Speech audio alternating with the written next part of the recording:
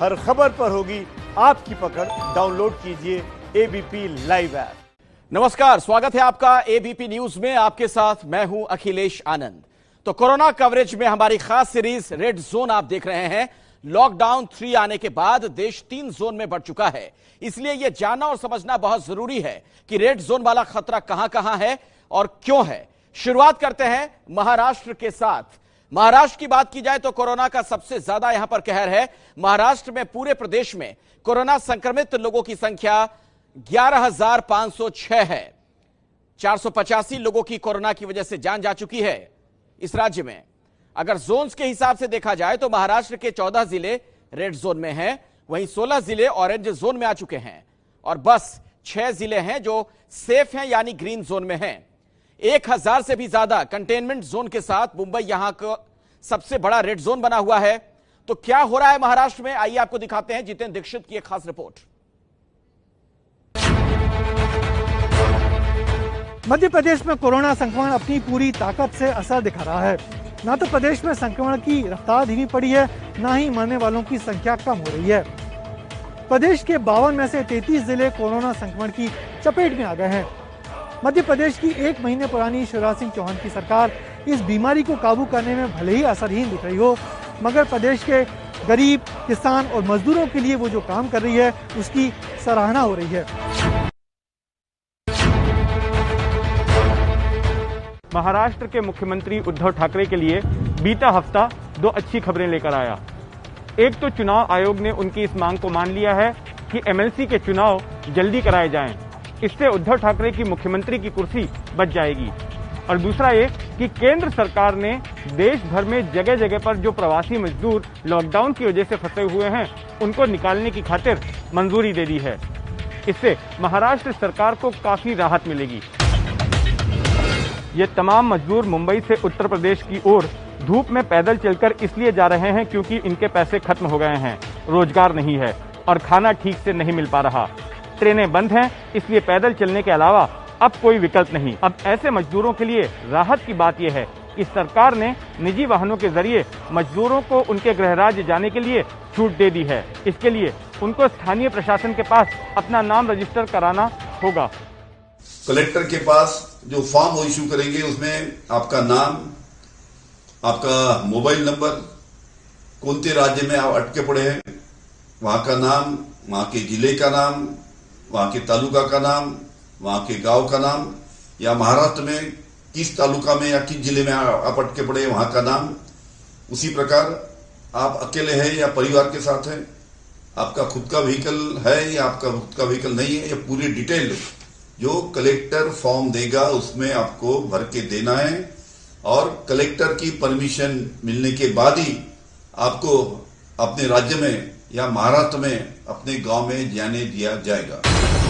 महाराष्ट्र सरकार के मुताबिक राज्य में 6.5 लाख मजदूर दूसरे राज्यों के मौजूद हैं। राज्य सरकार की ओर से बार बार केंद्र से निवेदन किया जा रहा था कि इन्हें निकालने के लिए या तो ट्रेनें चलाई जाएं या वैकल्पिक इंतजाम किए जाएं। सरकार पर ऐसे लोगों के भरण पोषण का दबाव था। हालांकि अब मजदूरों को निकालने की इजाजत मिल गई है, लेकिन कुछ उत्तर भारतीय नेताओं के मुताबिक ट्रेनों को चलाया जाना जरूरी है। मजदूर बसों और निजी गाड़ी का खर्च वहन नहीं कर पाएंगे। मेरा एक कहना है कि मुंबई शुरू करिए, थाना शुरू करिए, कल्याण से करिए, लेकिन ट्रेन के सिवा अल्टरनेट कुछ नहीं है। और एक बस में अगर 6,000 रुपया एक पैसेंजर का भाड़ा होगा, भर के जाएगा, तो कहां से भर सकता है श्रमिक मजदूर जो खाने के लिए मर रहा है। इसलिए जो भी सुविधा हो, क्योंकि प्रधानमंत्री जी ने उस दिन कहा कि आदमी की जिंदगी के साथ उनको सब सुविधा देनी चाहिए। ये सारी जवाबदारी सरकार की होनी चाहिए और उन गरीबों को भेजने की जवाबदारी सरकार की होनी चाहिए और ये करना ही चाहिए। दूसरे राज्यों के मजदूरों को निकाले जाने के फैसले से महाराष्ट्र को और खास करके मुंबई को काफी राहत मिलेगी, क्योंकि मुंबई में इस तरह के प्रवासी मजदूर ज्यादातर झुग्गी बस्तियों में रहते हैं। ये ऐसी झुग्गी बस्तियां हैं जहां पर पतली सकरी गलियों के इर्द गिर्द छोटे छोटे कमरों में 5 से लेकर 15 लोग तक रहते हैं और ऐसे में सोशल डिस्टेंसिंग का पालन नहीं हो पाता और कोरोना के संक्रमण का बड़े पैमाने पर फैलने का खतरा बना रहता है। अब जब इन मजदूरों को इनके गृह राज्य वापस लौटने की इजाजत मिल गई है, तो ऐसे में सरकार के लिए इस जिम्मेदारी से भी थोड़ी सी राहत मिली है, जो कि इनको खिलाने पिलाने की थी, इनका भरण पोषण करने की थी, और इसके साथ साथ ऐसे इलाकों में चूंकि भीड़ भी कम होगी तो कोरोना की रोकथाम में भी मदद हो सकेगी।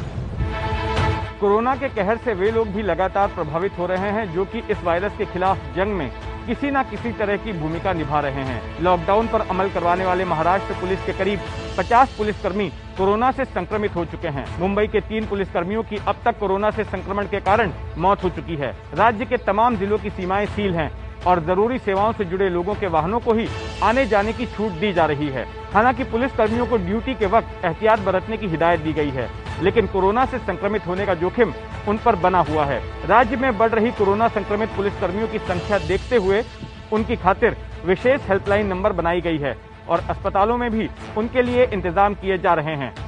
हमको यहाँ पुलिस आयुक्त की तरफ से हमको बार बार कहा जाता है कि आप अपनी सावधानी रखो, लंबे से डिस्टेंस रखो और मास्क लगाए, शील्ड लगाए और ज़्यादा से ज़्यादा अपनी भी सुरक्षा रख दीजिए क्योंकि आप भी एक समाज के घटक है। महाराष्ट्र अब भी देश का सबसे ज्यादा कोरोना प्रभावित मरीजों का राज्य बना हुआ है। राज्य के मुंबई और पुणे जैसे बड़े शहर अब भी रेड जोन में शामिल हैं। मुंबई के धारावी की झुग्गी बस्ती में लगातार कोरोना प्रभावित मरीजों की संख्या बढ़ती जा रही है। मुंबई में करीब 1000 के ऊपर कंटेनमेंट जोन अब तक बन चुके हैं। मुंबई में करीब 1000 के ऊपर कंटेनमेंट जोन अब तक बन चुके हैं। महाराष्ट्र में शुक्रवार रात तक कोरोना प्रभावित मरीजों का आंकड़ा 11,506 तक हो गया है, जबकि मरने वालों की संख्या 485 तक पहुंच गई है। उद्धव ठाकरे अपने सामने आई 2 चुनौतियों में से एक को पार कर चुके हैं। सियासी चुनौती वो जीत चुके हैं, उनकी कुर्सी का बचना अब लगभग तय हो चुका है, वो मुख्यमंत्री बने रहेंगे। लेकिन कोरोना की चुनौती, इस महामारी की चुनौती अब भी जारी है और लोगों की निगाहें इसी बात पर लगी हुई हैं कि उद्धव ठाकरे कब महाराष्ट्र को कोरोना मुक्त कर पाते हैं। कैमरामैन अजीत कदम के साथ जितेंद्र दीक्षित, एबीपी न्यूज, मुंबई।